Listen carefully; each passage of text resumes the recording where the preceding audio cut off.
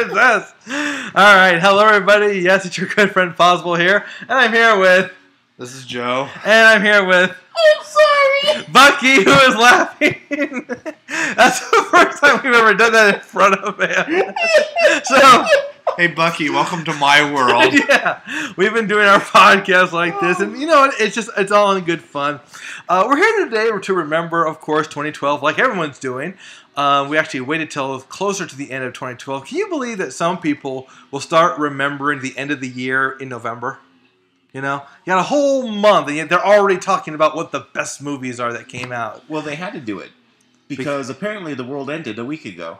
Yes, that's one of the things that happened this year, our famous, end of the year scenario, the Mayan calendar finally coming to an end. That silly movie, 2012, with John Cusack and Woody Harrelson. Yeah, well, it was a lot better movie than 10,000 BC. Well, that's a given. Thank you. I mean, you haven't finished watching 10,000 BC. Don't forget that, Bucky. And I will not finish watching but it either. One of these days, you have to do it. Why don't we have like a movie night? And we will finish watching 10,000 BC. Unfortunately, there's no time. Oh, we'll make the time. Time is what you make of it. Time is what you make of it. And speaking of time... How'd you know that the Mayans didn't miscalculate? It's actually December 31st. You gotta remember, the Mayans didn't have leap year. So, because we did, the Mayan calendar expired nowadays about 15 months ago. So, it's already been way over. Besides, the Mayan calendar is no different than our calendar endings. Our calendars end every 365 days. Or 366 days this year. This was a leap year, after all. But the Mayans had something else going on. But it was also Year of the Pig. Yeah. So... we're going to start first with one subject that the three of us actually do not know very well at all. TV shows. TV shows just don't have the magic anymore, do they? Not since the 80s. Not since the 80s, yeah. Yeah, it's like there's one of the shows that I semi-regularly watched, House, it didn't get canceled. The show actually ended, which TV shows don't really do nowadays. So I give House kudos for that. Exactly. You know, the only show that I can think of that we actually watch is Big Bang Theory. Oh, I love and Big Bang that's Theory. a series that I think is going to have to be Never canceled. heard of it. Oh, yeah. I'm kidding. We all enjoy Big Bang Theory. But I feel like, because I watch it right now, they like to wait till the DVD comes up before they watch it. They're really spinning their wheels. They're kind of going around in circles. They just don't really know what direction to take the show anymore, I still, after watching season 4, I love season 4. Mm-hmm. I know there's people said it's starting to go downhill. I don't see it. Well, the only reason that I haven't watched the episodes that are currently on is because I'm busy on Thursday nights.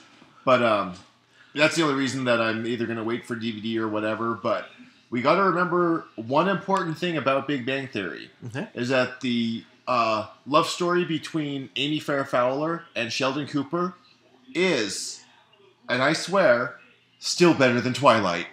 Well, that's a given there. I don't know. Twilight has Kristen Stewart in it. Yeah, let's move on now. This I will say one thing about 2012 in terms of TV shows. This was a rough year for TV shows. Lots of shows came out during the fall of 2012, and a lot of them got canceled. 2012, we also saw the beginning of the end of American Idol, where the ratings really started to take a dip. I mean, Simon Cowell and X Factor got beaten by a Charlie Brown Christmas, and I was very proud that Chuck beat those shows. Because, to be honest, I've never been a fan of those shows. Never. I've always disliked American Idol, always disliked X Factor, didn't think anything of it. So the fact that these things are going downhill, no surprise to me. I feel the same way, except about dancing shows. I hate Dancing with the Stars, dancing... Oh, yes. Well, those actually, I think, are done now, aren't they? Because there was no Dancing with the Stars this fall. I honestly don't know. Yeah. I just want them to be expelled from TV whatsoever. Right. Now, Joe, any word about wrestling this year? Anything interesting happened this year in terms of wrestling? Not much of the normal stuff. I mean, the big thing is they're starting to do super shows now, because they did a brand extension a while back where they had different guys on different shows. Now they're putting them all back on the same shows. The storylines are carrying over from Mondays to Fridays. Mm-hmm. Okay. All right. Next up, we're going to talk about Joe's special topic: comic books. Now, this is the year that the new 52 started, isn't it? No, it was 2011 when it first came out. Okay, so that was last year, but this is the year Yes. that it's starting to But- really move forward. What's But this- happening? But this was a cool one because the Batman story, Court of Owls, had wrapped up, and they recently started a new one, Death of a Family, dealing with the return of the Joker. Green Lantern is stepping forward with the Rise of the Third Army, where the Guardians are trying to get rid of the Green Lanterns, and they're trying to create a new army. Green Lanterns were actually the second army. Manhunters was the first army. So we got two big crossovers going over in DC. Sweet. Also, they are recently releasing a He-Man in the Masters of the Universe comic. It's a 6-issue series. I heard when this one finishes with issue 6, they're going to come out with another He-Man comic. I don't know how far or when they're going to do that, but that's Do you something think to look He-Man could be created to something more regular, like a Batman-Spider-Man situation, or is it just a very limited edition storyline? They went a completely different way with the 6-issue thing. It was actually, I actually enjoyed it. I'm only up to issue 3, I believe. I haven't even seen He-Man yet, and I keep wanting to read it because it keeps me going. Nice. Is Orko in it? Not yet. I wouldn't be surprised if he does make an appearance. I don't know if they're going to put him in this one. This one's more focusing on who He-Man is. We've met Teela. I think Teela's the only one we've really met so far, as far as good guys. Or good gals. Or good gals, right? Remember, with today's political agenda, there is no bad guys or good guys. Right. There's, But it's more about finding out who He-Man is. Prince Adam trying to reclaim his ability of He-Man that he doesn't even know of. Interesting. And next up, we're going to talk about our next favorite, video games. Some of the best interesting video games that came out this year were things like Hitman Absolution came out just a few weeks ago. Max Payne 3 came out. You're missing one of the big topics in video games. What's that? The Wii U.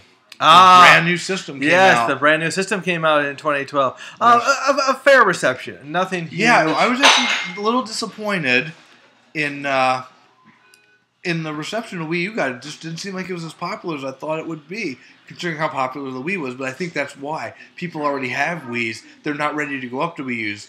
I do push people when their Wii breaks or whatever, instead of replacing it with a Wii, going up to the Wii U, because all your Wii stuff is going to be compatible with the new system. What about, and then you'll be into the future. What about older games like Nintendo 64 and stuff like that? I'm not sure if you can download them on like the website or whatever. Right. From what I'm told, the Wii U will play Wii games, but they won't play the older games that the Wii plays, like the GameCube. GameCube. Yeah, we played GameCube. You might have to do it as a downloadable thing. Yeah, which kind of sucks. That's actually becoming pretty big. I mean, this was probably going to be the year where downloadable content really started. They're pushing that way. Like, yeah. You know, they don't really do disc-based PC games anymore. I mean, they still get them, but now they're doing download codes. And of course, the one thing that we do need to bring up that's even bigger than the Wii U, the World of Warcraft Mists of Pandaria. Oh, yes. World of Warcraft came out with their Panda. Also, let's not forget, this is the year that the 3DS went to XL. Yes. Which I have. Yeah, which Bucky has. And, Professor Layton and all these other new games came out just for the 3DS. Bucky, what is your review or what's your thoughts on the World of Warcraft? Are they going in the right direction as we head into 2013? Well, some of the aspects of the expansion I did not like. Such as? They introduced this like battle pet system, which kind of works in a way like Pokemon in a way. Okay. Where you can capture creatures in the wild and have them battle other creatures in the wild, and their level increases with each attack type of thing.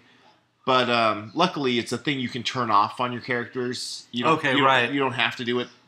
But the panda race is actually, they did something unique with this one. Instead of having different races be Horde and Alliance, you start as a panda character, and there's a storyline you do, and then at the end of that storyline, you choose whether you want your panda character to be Horde or Alliance. Right. I actually find that kind of system is actually kind of interesting. I wish they would implement that more in video games, where you could just pick your race and your class and then make a choice later if you're going to go on which side. I did kind of like that idea. Cool. All right, now we do have one more category coming up, but for that category, we're going to use the full 15 minutes. You know, this is YouTube after all. You're allowed 15 minutes. And it's a big category, so don't miss out tomorrow. We'll be back with our 2012 year in review. We'll see you tomorrow. Take it easy. Be seeing you.